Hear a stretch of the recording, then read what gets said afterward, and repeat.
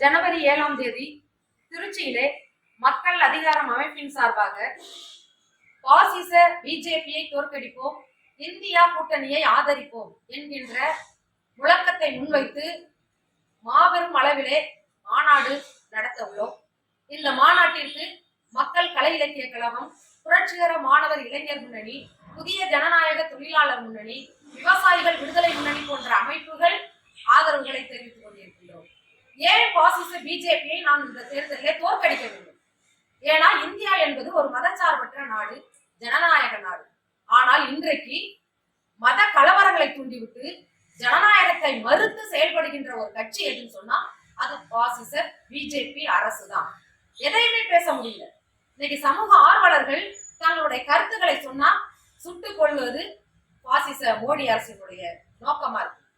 கௌரி லங்கேஷ்கர், கல்புர்கி, தபல்கர் போன்றவர்கள் தங்களுடைய கருத்தை பிஜேபி ஆட்சியினுடைய அராஜகத்தை எழுதியதற்காக சுட்டு படுகொலை செய்யப்பட்டாங்க. அதே போல உடை விஷயத்துல எந்த உடை அணிவது என்பது அவர்களுடைய சொந்த விருப்பம். ஆனால் மத கலவரத்தை தூண்டுவதற்காக ஹிஜாப் அணியக்கூடாது என்று கர்நாடகாவிலே கல்லூரியிலே RSS சேர்ந்த மாணவர்கள் அந்த முஸ்லிம் பெண்ணை துரத்தி கொண்டு போறாங்க, ஹிஜாப் அணியக்கூடாதுன்னு சொல்லி. ஆனால் அந்த ஒற்றை பெண் முஸ்கான் என்ற அந்த ஒற்றை பெண் அல்லாஹ் அக்பர் என்று முழக்கமிட்டு RSS பிஜேபிக்கு எதிராக போர்க்குரலை உயர்த்தினார். உடை அணியக்கூடாது, இந்த உடைதான் அணியணும்னு சொல்லி தீர்மானிப்பதற்கு இவர்கள் யார் அப்படின்னு சொன்னா இன்னைக்கு அகோரிகள் அம்மனம் அலைஞ்சிட்டு இருக்கான். போய் அதை தடை செய்தி ஒண்ணும் இல்ல. சமீபத்திலே மக்கள் அதிகாரம் அமைப்பின் சார்பாக திருச்சியிலே நடைபெறக்கூடிய இந்த மாநாட்டிற்கான சுவரெழுத்து காளையார் கோவில்ல, சிவகங்கை மாவட்டம் காளையார் கோவில்ல எழுதியிருக்கிறாங்க. அந்த சுவரெழுத்தை பார்த்துவிட்டு மேற்பல் சக்தி என்ற பிஜேபியினுடைய மாவட்ட செயலர் என்ன சொல்றான்னு சொன்னா, சுவரெழுத்தை அழிக்கலன்னு சொன்னா கழுத்தை வெட்டுவேன், கொலை செய்வேன்னு சொல்லி மறக்கிறான். இதுதான் இன்னைக்கு பாசிசம். எந்த கருத்தையும் சொல்ல முடியாது. அதே போல இன்னைக்கு விவசாயிகள் போராட முடியல. விவசாயத்தை ஒட்டுமொத்தமாக கார்பரேட் பன்னாட்டு கம்பெனிகளுக்கு கொடுத்தது இந்த மோடி அரசு. அதுக்கு எதிராக டெல்லியிலே போராடக்கூடிய விவசாயிகளை காரடித்துக் கொள்றான். நீட் தேர்வு ஒரு பக்கம் திணிக்கிறான். இதுக்கு எதிராக மாணவர்கள் போராடுனா இன்னைக்கு அவர்களை கைது செய்வது, சிறையில் அடைப்பது செய்யறாங்க. இப்படி ஒட்டுமொத்தமாக மக்களுக்கு எதிரான ஒரு கட்சியாக இன்னைக்கு RSS பிஜேபி செயல்பட்டு கொண்டிருக்குது. இது மட்டுமல்ல, இன்னைக்கு சனாதானம் என்கின்ற பெயரிலே சாதிய வர்ணாசிரமத்தை கடைபிடிப்பது இந்த RSS பிஜேபி. இந்த சாதி இந்த தொழிலெல்லாம் செய்யணும், அப்பன் தொழில பிள்ளைங்க செய்யணும்.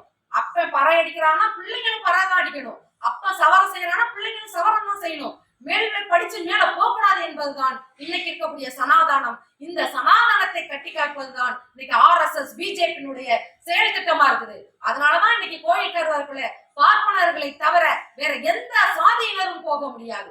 எல்லோரும் இந்துக்கள்னு சொல்றான். ஆனா இந்து மதத்திலே உள்ள மற்ற சாதிகளை ஏன் கோயில் கருவறைகள் ஓட மாட்டேங்கிற? ஏன்னா அதுதான் சனாதானம் தடுக்குது. பெண்கள், பெண்ணுன்னா தீட்டானவர், கோயிலுக்குள்ள போக கூடாது, சபரிமலைக்குள்ள போக கூடாது. அப்படி போனா தீட்டு. பெண்களை இன்னும் அடிமையாக வைத்துக் கொண்டு ஆண்டாண்டு காலமாக தனக்கு கீழே வைத்துக் கொண்டு இருப்பதுதான் சனாதானம். ஒரு பெண் உறங்கும் பொழுது அவளை பெண்டாண்டு விட்டு அவர் உறக்கத்தை கலைத்த பொழுது உன்னை நான் திருமணம் செய்துகிறேன் சொல்லுவதுதான் சனாதானம். இப்படிப்பட்ட கேடு கட்ட இந்த RSS பிஜேபி சனாதான கொள்கைகளை நாம் அனுமதிக்க முடியாது.